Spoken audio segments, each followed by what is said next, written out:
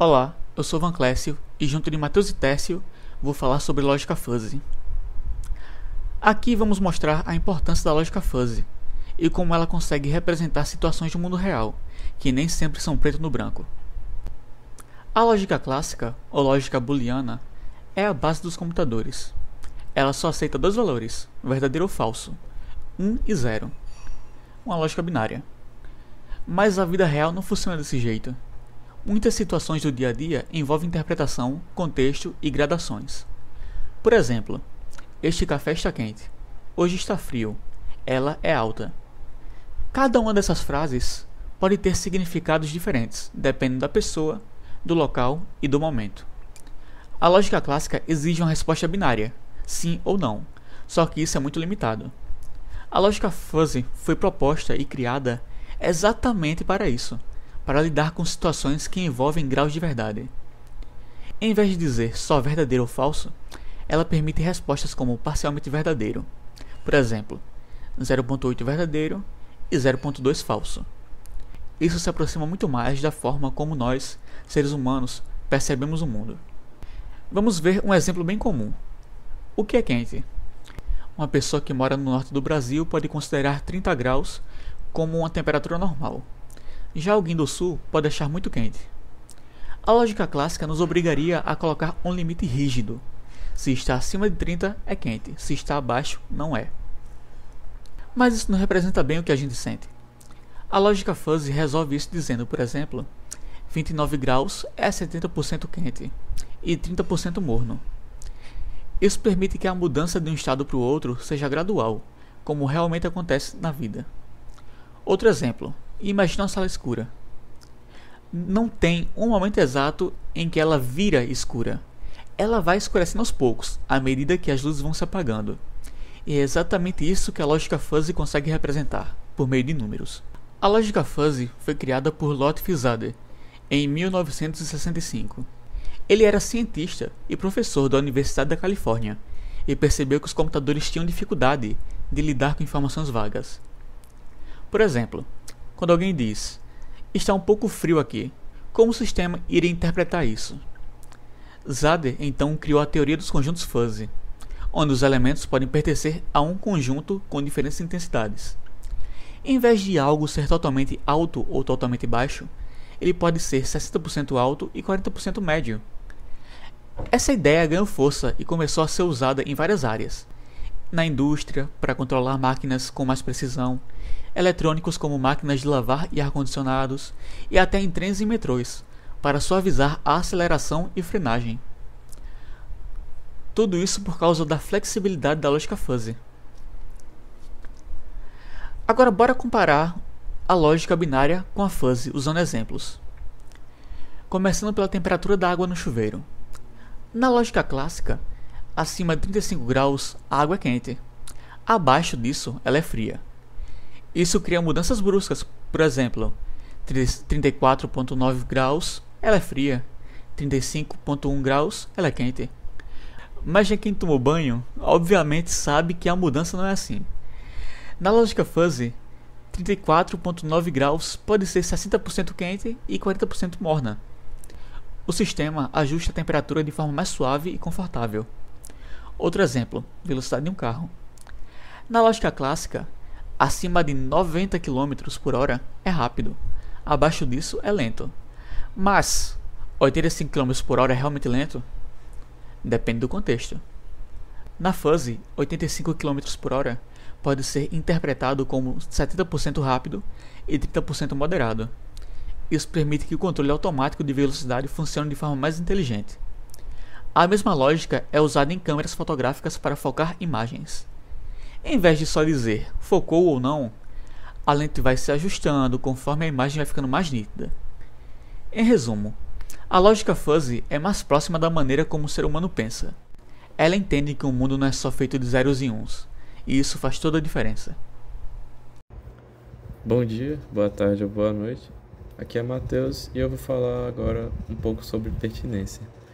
A pertinência é o grau em que um elemento pertence a um conjunto fuzzy em outras palavras, em vez de apenas ele pertencer ou ele não pertencer, O elemento pode pertencer a um conjunto fuzzy em um grau que varia continuamente entre 0 e 1, onde 0 ele não pertence ao conjunto de jeito nenhum, 1 ele pertence totalmente, e entre 0 e 1 ele pertence parcialmente ao conjunto. E quanto mais próximo de 1, maior o grau de pertencimento. Para definir esses graus de pertinência, a gente utiliza funções de pertinência, e algumas das mais comuns são a função triangular, trapezoidal, gaussiana e singleton. Aqui temos um exemplo de pertinência. Vamos usar agora como exemplo a altura média do brasileiro. Mesmo que exista um valor médio estático, a percepção de ser alto, ser baixo ou ter uma altura mediana é naturalmente fuzzy, ou seja, não possui limites nítidos.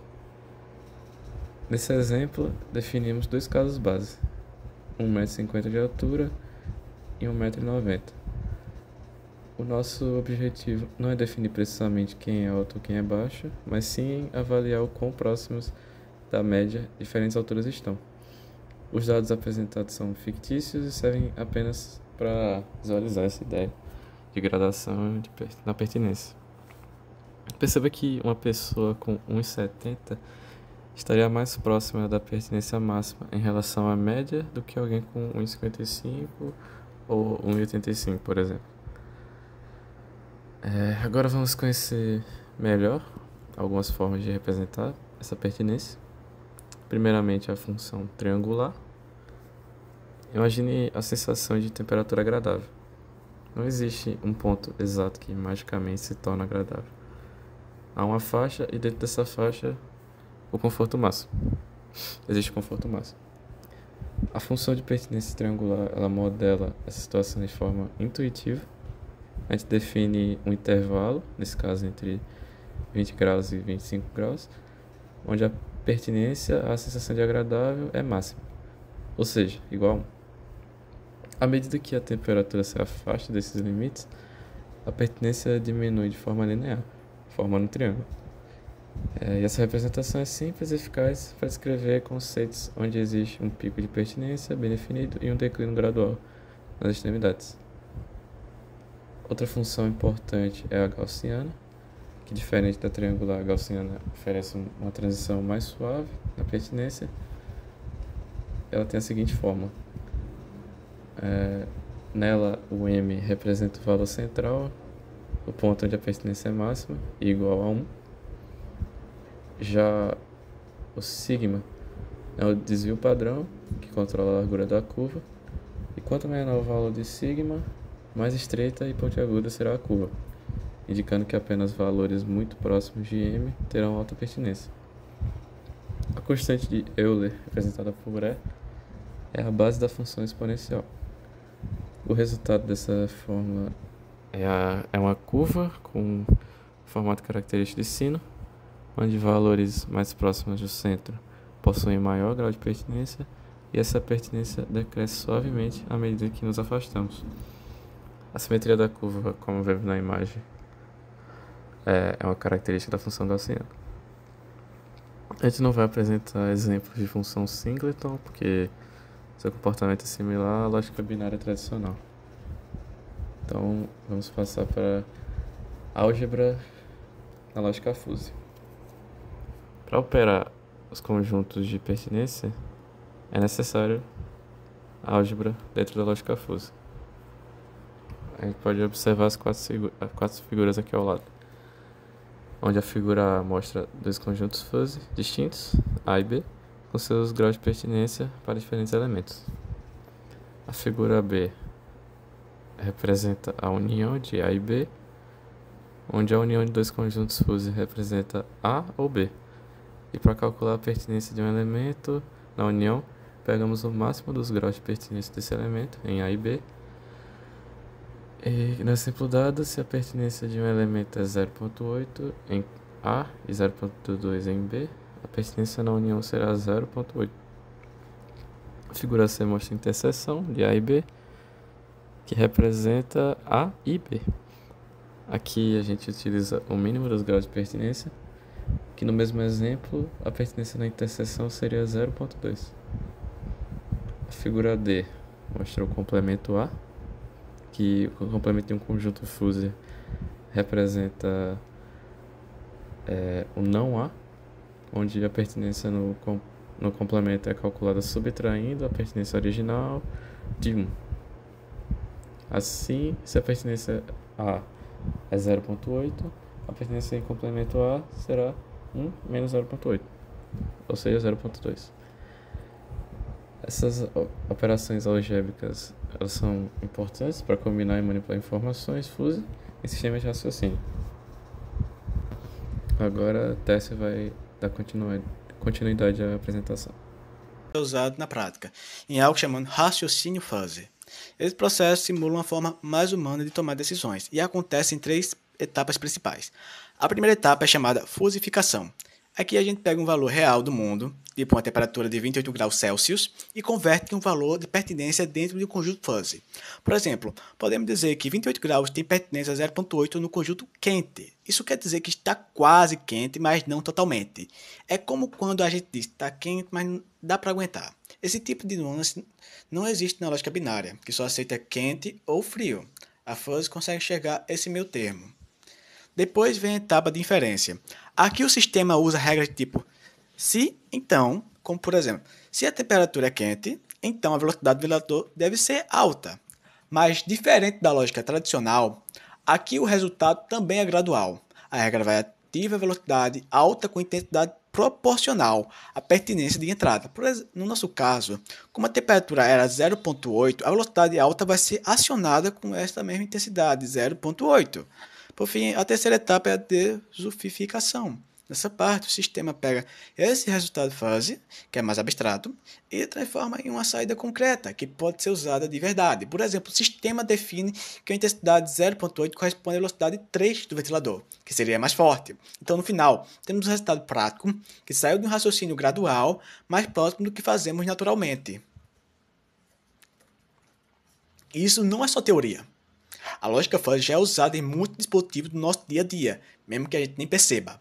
Um dos exemplos mais comuns é o controle automático de ar-condicionado em carros. Se você já andou no carro que regula a temperatura sozinho, sem você precisar mexer o tempo todo, então você já usou lógica fuzzy.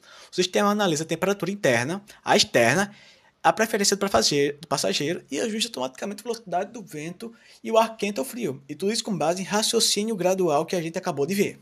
Outro exemplo bem presente na indústria são os sistemas de controle de processos. Máquinas em fábricas, por exemplo, usam lógica fuzzy para ajustar a velocidade de motores, pressão, temperatura e vários outros parâmetros em tempo real, conforme os dados vão mudando. A vantagem é que esse sistema consegue lidar melhor com situações que não são exatas, e isso é extremamente comum no mundo real. Mas como qualquer ferramenta, a lógica fuzzy tem seus pontos fortes e fracos. Entre as vantagens, a principal é que ela lida bem com incertezas. Nem tudo na vida é preto e branco. A lógica fuzzy entende isso. Outro ponto positivo é que ela trabalha com a linguagem mais próxima do nosso modo de pensar. A gente não fala temperatura igual 27,13 graus. A gente fala, tá quente, tá agradável, tá frio. A lógica fuzzy entende essas expressões com base na instrução de pertinência. Além disso, ela é excelente para sistemas complexos, onde seria muito difícil criar regras rígidas para cada situação. A lógica fuzzy deixa o sistema mais flexível, mais adaptável. Agora, falando das desvantagens, a primeira é que existe um especialista para definir bem as funções de pertinências e as regras. Não é tão simples quanto parece. Se for mal feito, pode gerar resultados imprecisos ou até inúteis. Outro ponto é que, em alguns casos, ela pode ser mais lenta que o controle exato, principalmente em sistemas que existem respostas imediatas. E, por fim, se for usada em pertinências irrelevantes, pode acabar poluindo o raciocínio com informações que não ajudam em nada. Conclusão. Para concluir, a lógica fuzzy é uma solução moderna para um problema antigo, a incerteza. Ela permite que computadores e sistemas tomem decisões parecidas com a forma como nós, seres humanos, pensamos. Em vez de forçar uma resposta sim ou não, ela trabalha muito com talvez, com depende e com mais ou menos. E é justamente isso que dá flexibilidade a essa lógica. Por isso, ela tem ganhado cada vez mais espaço em áreas como a indústria tecnológica, a automação e principalmente na inteligência artificial. À medida que os sistemas se tornam mais complexos, a lógica fuzzy se torna cada vez mais necessária. E é um passo importante na construção de máquinas que entendem melhor o nosso mundo, que, convenhamos, está bem longe de ser preto e branco. Referências? A referência